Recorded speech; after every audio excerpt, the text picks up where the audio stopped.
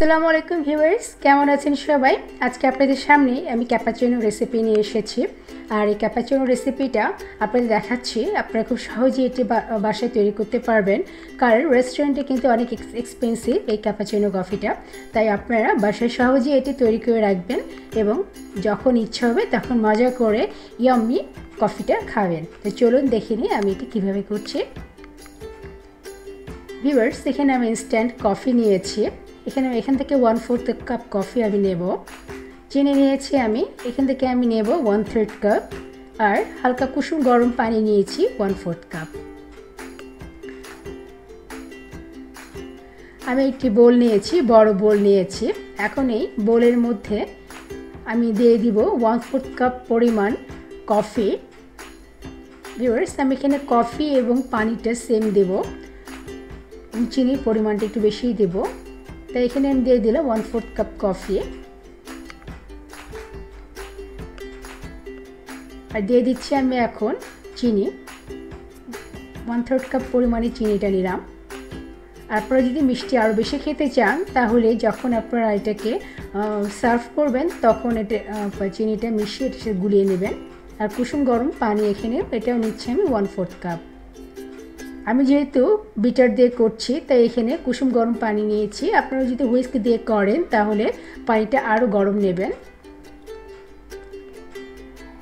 এখন আমি এই তিনটে ইনগ্রিডিয়েন্টস, এই যে বিটার আছে, আমি বিটার দিয়ে এটাকে এখন বিট করে নেব।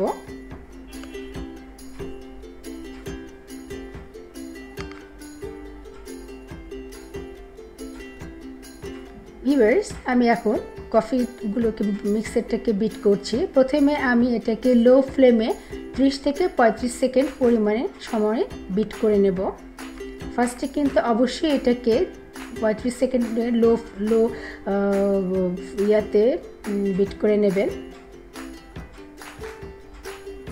এখন আমি বাড়িয়ে দিচ্ছি, হাইয়ে আমি এটাকে এখন বিট করছি। ভিউয়ার্স, দেখুন আমার এই কফির মিক্সচারটা কিন্তু অনেকটা চেঞ্জ হয়ে গেছে এবং ঘন হয়ে গেছে। এখন আমি এটাকে 6 থেকে 7 মিনিট আমি এটাকে মিক্স করব। আর মাঝে মাঝে আমি এই মিক্সারটাকে একটু ফোল্ড করে নিয়ে, কারণ বাইরের সাইডে যেগুলো লেগে থাকবে সেগুলোকে ফোল্ড করে নিয়ে আমি আবার এই মিক্সচার করছি, বিট করছি।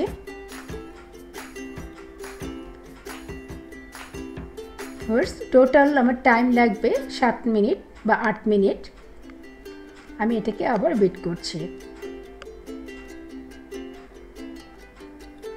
ভিউয়ার্স, দেখুন টেক্সচারটা কিন্তু অনেকটা ক্রিমি হয়ে গেছে এবং ফোমি হয়ে গেছে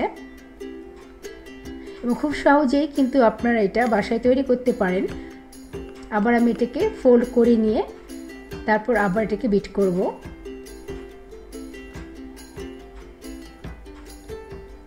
এভাবে ভিউয়ার্স আমি 2 থেকে 3 বার আমি ফোমটাকে আমি একটু ফোল্ড করে নিয়ে তারপর আবার বিট করব।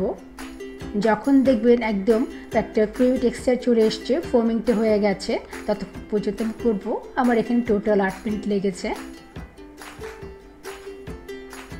হয়ে গেছে ভিউয়ার্স আমার মিক্সচারটা। এখন আমি এটাকে একটি এয়ারটাইট জারে ঢেলে রাখছি। আপনারা এটাকে ফ্রিজে রেখে দিতে পারেন 1 সপ্তাহের জন্য। আর আমার এই মিক্সারটা 6 থেকে 7 কাপ কফি হবে। আর আমার এই মিক্সারটা এখন আমি একটি জারে ঢেলে নিচ্ছি এবং এটাকে আমি ইউজ করার পর আমি ফ্রিজে রেখে দিব এবং যখন ইচ্ছা হবে তখন বের করে নিয়ে আমি গরম দুধের সাথে মিক্স করে মজা করে খাবো। আপনারা এভাবেও করবেন, তাহলে বারবার বিট করে ঝামেলাটা থাকবে না। এভাবে আমি নিয়ে নিচ্ছি। ভিউয়ার্স, আমি এখানে গরম 1 কাপ দুধ নিয়েছি, একটা বলক এসেছে। তারপর আমি এটাকে একটি কেটলে ঢেলে নিয়েছি এবং এভাবে আমি এটাকে একটি হুইস্ক দিয়ে ফেনা করে নিচ্ছি। এভাবে আমি হুইস্কে বিট করব যতক্ষণ না পর্যন্ত একটু ফেনা হচ্ছে। রেস্টুরেন্টগুলোতে কিন্তু ভিউয়ার্স এরকম ফেনা করেই করে।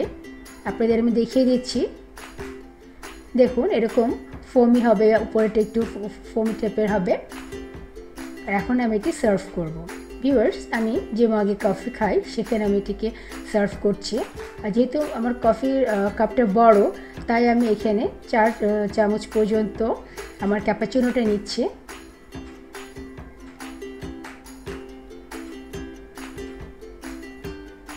এভাবে আমি 4 বার দেওয়ার পর আমি যে হুইস্ক করে রেখেছিলাম গরম দুধটা, সেটা এর মধ্যে দিয়ে দিব।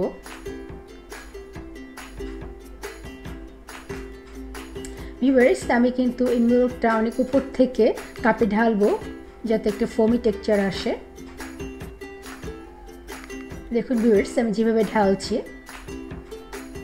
আর এখন আমি এর মধ্যে আবার ক্যাপাচিনো 1 চা চামচ দিয়ে কফির মধ্যে দিয়ে আমি এটাকে একটু খুব স্লোলি এটাকে মিক্স করে নেব, যাতে মিল্কটার সাথে ক্যাপাচিনোটা একটু ভালো মতো মিক্স হয়ে যায়। ভিউয়ার্স, দেখুন কতটা ইয়াম্মি এবং কতটা ফোমি হয়েছে, এবং এটা আমার এখন রেডি। ভিউয়ার্স, আমার এই ক্যাপাচিনোটা যদি আপনাদের ভালো লেগে থাকে তাহলে বাসায় আপনারা অবশ্যই ট্রাই করবেন। আর এত মজাদার রেসিপিটা কেমন লাগলো আমাকে কমেন্ট বক্সে জানাবেন, এবং লাইক কমেন্ট শেয়ার করতে ভুলবেন না। তো সবাই ভালো থাকবেন, সুস্থ থাকবেন। আল্লাহ হাফেজ।